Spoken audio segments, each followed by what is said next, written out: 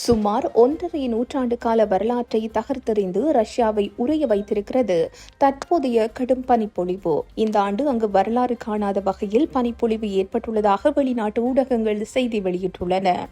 இதனால் தலைநகர் மாஸ்கோ மற்றும் பல்வேறு நகரங்களில் மக்களின் இயல்பு வாழ்க்கை பாதிக்கப்பட்டுள்ளது.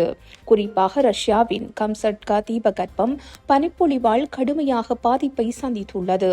அங்கு பனிக்குவியல்கள் 10 முதல் 40 அடி உயரம் வரை உயர்ந்துள்ளன. 4 மாடி உயரமுள்ள கட்டிடங்கள் கூட பனிக்குள் புதைந்துள்ளதாக தெரிவிக்கப்படுகிறது.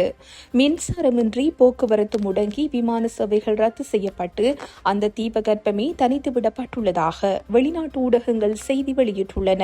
கடும் பனிப்பொழிவால் 2 பேர் உயிரிழந்துள்ளதுடன் அங்கு அவசர கால நிலை பிரகடனப்படுத்தப்பட்டுள்ளதாக தெரிவிக்கப்படுகிறது.